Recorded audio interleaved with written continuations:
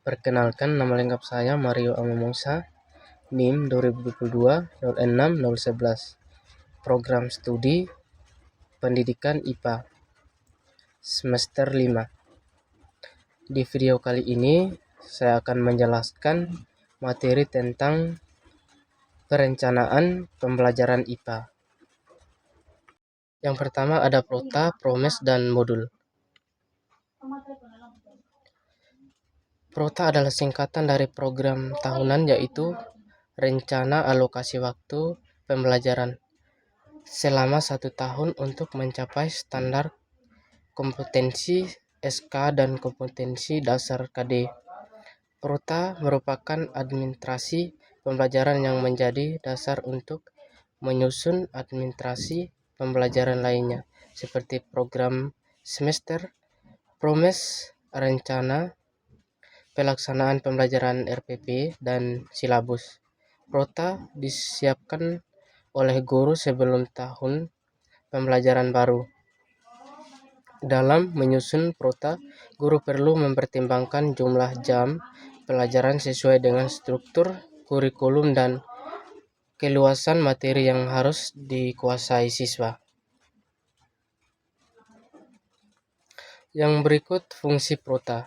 Fungsi prota adalah sebagai acuan dalam mengembangkan perangkat pembelajaran lainnya, sebagai pedoman bagi pengembangan program-program, memperjelas pencapaian SK dan KD, membantu mengarahkan proses pembelajaran yang baik. Prota dibuat dalam bentuk tabel dan ditandatangani oleh kepala sekolah dan guru yang bersangkutan. Yang berikut promes. Program semester atau promes adalah rencana kegiatan pembelajaran yang dibuat untuk 1 semester. Promes merupakan pembelajaran dari program tahunan. Prota yang berisi rencana pembelajaran secara rinci dan akurat. Promes dibuat dengan memperhatikan alokasi waktu mingguan dan berisi informasi seperti bulan pokok bahasa, waktu yang direncanakan, standar kompetensi SK dan kompetensi dasar KD, materi pokok yang hendak disampaikan.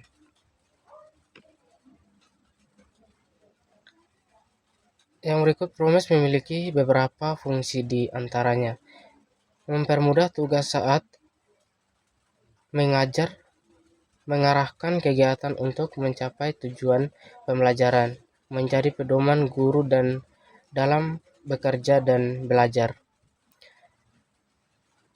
Tolok ukur efektivitas proses pembelajaran. Untuk menyusun promes, Anda perlu mempertimbangkan beberapa acuan seperti kalender pendidikan yang berlaku di wilayah dan tahun yang bersangkutan, silabus.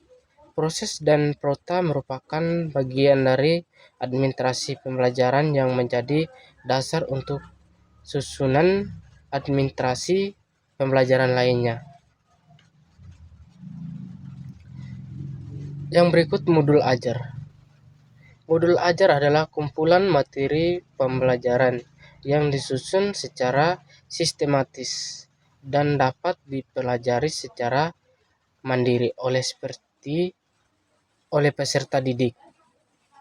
Modul biasanya dilengkapi dengan petunjuk tugas latihan dan bahan evaluasi. Modul merupakan salah satu strategi pembelajaran individual yang membantu peserta didik memahami materi dengan lancar. Modul dapat disusun oleh 1 orang atau kelompok, namun tetap harus memperhatikan sistematiknya.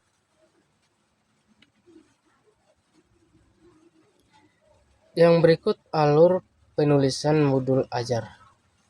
Yang pertama ada capaian pembelajaran.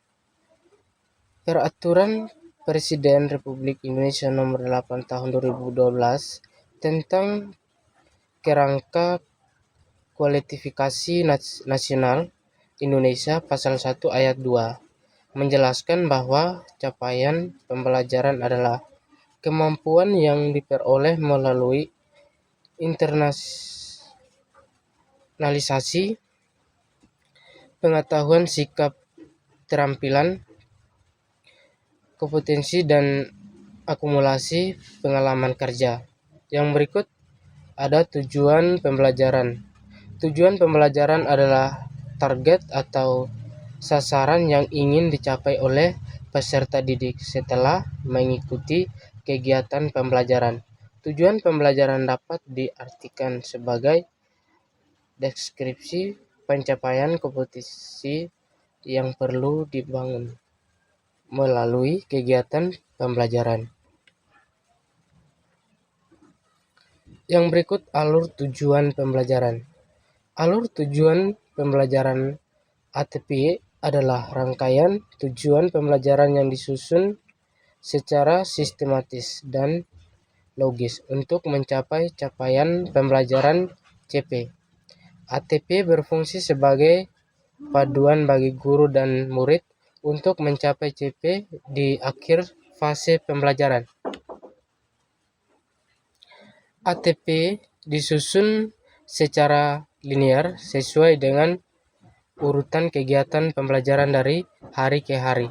Dalam menyusun ATP, guru perlu memperhatikan beberapa hal seperti yang pertama, kemampuan persyaratan yang perlu dipelajari siswa. Yang kedua, cakupan dan keluasan tujuan pembelajaran TP. Yang ketiga, keterkaitan antara TP. Yang keempat, aspek pembelajaran yang mendasar atau penting seperti kompetensi, konten, dan hasil pembelajaran. Yang kelima, penyediaan pengalaman belajar yang relevan dengan kehidupan nyata. Yang berikutnya, lembar kerja peserta didik. Lembar kerja peserta didik LKPD adalah bahan ajar cetak yang berisi tugas petunjuk dan langkah-langkah untuk menyelesaikan tugas yang dikerjakan oleh peserta didik. LKPD dapat digunakan sebagai paduan untuk mengembangkan aspek kognitif atau semua aspek pembelajaran. Yang berikut LKPD memiliki beberapa fungsi di antaranya. Yang pertama, membantu dan mempermudah kegiatan belajar. Yang kedua, meningkatkan aktivitas dan prestasi belajar peserta didik. Yang ketiga, membantu peserta didik untuk lebih aktif dalam proses pembelajaran. Yang keempat, membangkitkan minat peserta didik. Yang kelima, menumbuhkan kepercayaan pada diri peserta didik. Yang keenam, meningkatkan kemampuan peserta didik dalam memecahkan masalah. Yang berikutnya, LKPD terdiri dari 6 unsur utama, yaitu yang pertama judul, yang kedua petunjuk belajar, yang ketiga kompetensi dasar atau materi